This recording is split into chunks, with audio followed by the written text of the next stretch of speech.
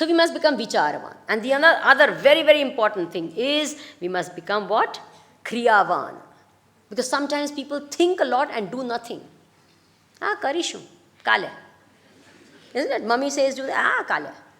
But aaj જોઈએ છે પણ થઈ જશે. It'll happen, not to worry. And the minute someone says not to worry, you better start worrying because it never happens, you know. It's a common thing. Tatpar. And the very, very important, and that is actually what happens, is youngsters have is a lot of enthusiasm, isn't it? Utsahavan. But unfortunately what happens, youngsters have lots of enthusiasm, but the next characteristic is what they don't have, and that is called dhairyavan. They don't have dheeraj or patience. And the opposite is true of old people. The elder people have lots of patience, no enthusiasm. Is it true or not? You say, you know, you want to do this.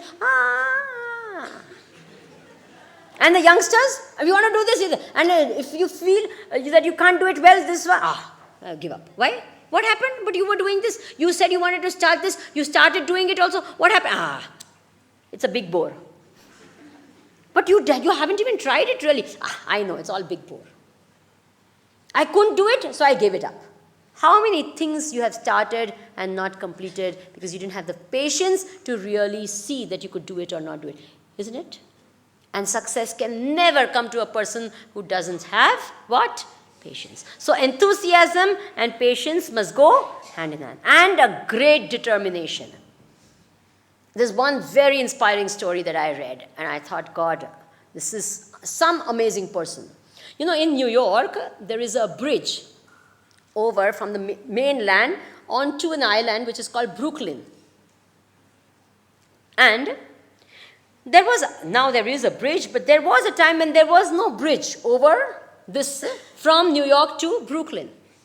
And everyone had to go by ferry. It was taking a long time. And everyone thought it was going to be impossible because they tried a couple of schemes which didn't work and they failed. All the time they kept failing. Then finally one man became very enthusiastic and I said, I have a plan and it's going to work. He got a lot of people together and then he got all the official things done, and then he started making the bridge. Everyone, his friends told, this is a foolhardy venture, it'll cause you trouble, don't do it. But he says, no, this is important and I must do it. And when he started doing 10 years through, because it's a big project, it doesn't happen because huge, long bridge. And so when he started doing it, about 10 years through the project, there was a big disaster, a storm, and a lot of accident happened. And in that accident, this man, the main engineer, the person who was the brains behind it, he himself was so severely injured that he became a paralytic person. He couldn't even speak, nothing. He became almost like a vegetable. The only movement possible for him was a little movement of the fingertips. That's about it. All other movements stopped. He can't do anything. His mind works fine. He can't speak, nothing. Now, everything was with this man. He was the mastermind. If he was not, then nothing would work. Everyone said, see, we told you, see what your condition is. The son, who was a young man, of this brain, this engineer, he said, this was my father's ambition and wish, and I will take it up and complete. Now, but how do you do it? This father is in a completely incapacitated state. Now, how do you finish this? And what happened? He told his father that, look, what is in your mind? If it comes to me, I will complete. We'll have to find a way by which you can communicate, because I know your mind is working. We should be able to communicate, because his eyes showed that he understood everything. He said, we should be able to communicate, and you tell me how this works. What happened? His wife, very supportive lady, what she says, I will manage, because I know him so well. I understand what he would try to say. And what they did is, they had a sign language coined. This man used to just tap, because that's all he could do. This little movement of his finger is all he could do. With his little tapping and movement, he would communicate to the wife, who would understand the language, and then they would say, is this it? And he would say, yes, no. And this plans, big, huge plans of this huge project was conveyed to the engineers and to the rest of the team through this little movement of this man. And this young boy did the whole thing, and 10 years later, the Brooklyn Bridge came into existence, and it stands today also as a great, what do you say, patience, courage, I don't know what all great qualities you can give. Then a man is completely shattered. He doesn't get shattered. His son says, I will do it. Look at the greatness of this whole thing, and this project comes through. Are you understanding? This is called determination. This is called what? Patience. This is called enthusiasm. You name it. And this is what makes a man successful in life. Okay? So here it is. Yuva Syat. You're beautiful. You have strength. You have good qualities. You are active. You are a thinker. You have determination, dridishtaha. Balishtaha, physical and mental strength is most important. If you don't have strength of character and willpower, you don't succeed in life. And then tasya esha prithvi. You must have the ability to get all the resources that are available and potentially available everywhere. This ability in us makes us successful. See, in this day and age, you all know you don't have to have everything with you, but you have to have the means to make it available when you need it, isn't it? I don't have to have money with my hand, but when I need money, I must have the means to be able to make it available, and then I don't need to keep money with me right now. Do you agree with me? So this is the ability that the youngsters must develop within them. The ability to bring in the potential and the resources as and when required and utilize that. And if that happens, what happens? Tasya esha prithvi vittasya purna syat. The whole world, all success, all prosperity will come to you. This is what youngsters are. There's a lot more characteristic that youngsters must have, should have, and they must display it. But I've just told a few of them. If in this there is a little spiritual strength added, then it is what is called Sone Me Suhag, a special ability. I don't know how many of you are aware of the freedom fighters of India. Mahatma Gandhi was one of them.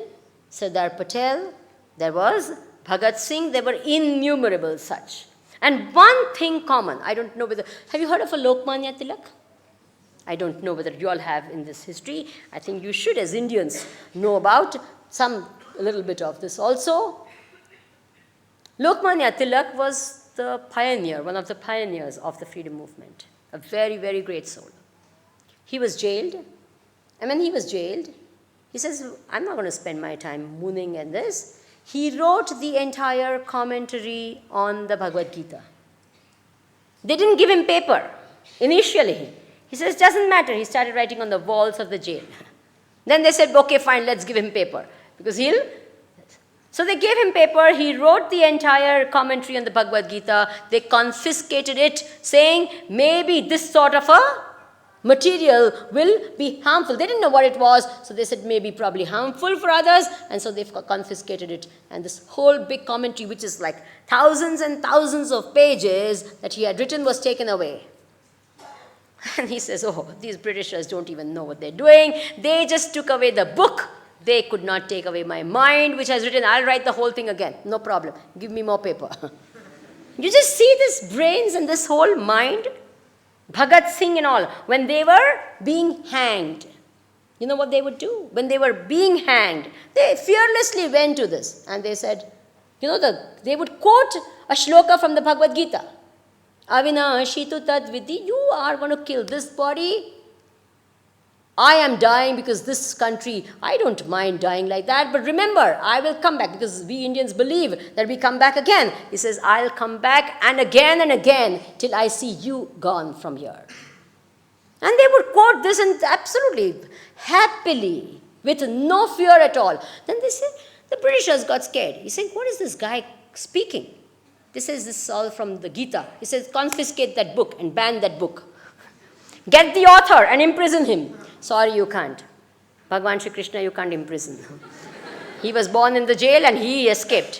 First day of his life, he escaped from jail. You can't imprison this guy. Catch him, he's not available. He's the Lord of the universe. You understand? The strength. So all this strength was there with them because they had this spiritual strength. One thing very common in all the freedom fighters was they had a terrific spiritual strength. And any problems that came to them, they had a spiritual solution for it. And see how beautifully, with what a glorious way India got a freedom. It wasn't in a very, they didn't have to fight, but they got it so easily because they stood on the strength of ahimsa and such great values. And therefore, and I know of so many people because they were very much old and I've met them, now, when they were in their young age, they sacrificed. They were all going to university, brilliant students. They said, for the sake of my country, I give up my education, I will fight. What is the use of all that education? I'll have to be working for the Britishers as a slave to them. I don't want such education. I'm not going to do that. He gave up, and what happened? They became great people. Even when, they studied law, and then, I don't know, you've heard of Bhagat Singh and people like that. What great work they did. Unbelievable. And what I'm trying to say is that the youngsters, if they have the spiritual strength, it is like an added strength, an unbelievable strength. With all the other things going their way, this one extra thing that doesn't make them just great, but then makes them supreme. And this is what I would wish all of you would become. And therefore I pray with all my heart, may Bhagwan make you truly good and truly great, so that you can lead the future world, and all the wrong things that are happening now, question them, throw them out, and make the world a better place to live in. Thank you and namaskar.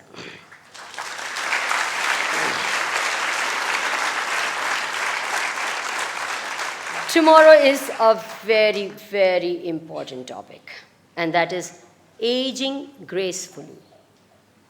Now you'll say, God, we're young. And I tell you, all of us are going to grow old. All of us, no exception. And nowadays we grow old very soon. I've known a 15-year-old who have white hair. That's how fast they seem to be growing old. You hear of a person who gets a massive heart attack at the age of 30 and he's gone. Haven't you heard of that? First, we used to hear of heart attacks at the age of 70, then 60, then 50, then 40. And nowadays, 30, first heart attack. And Ram Nam Satya, Gaya. So therefore, we have to learn how to age gracefully. And this is the session that we're going to have tomorrow. So please, elders also, youngsters, all of you can come. Om Purnamadah Purnamidam Purnat Purnamudachyate Purnasya Purnamadaya Purnameva Vashishyate. Om Shanti Shanti Shanti. Harihi Om Shri Gurubhyo Namaha. Harihi Om.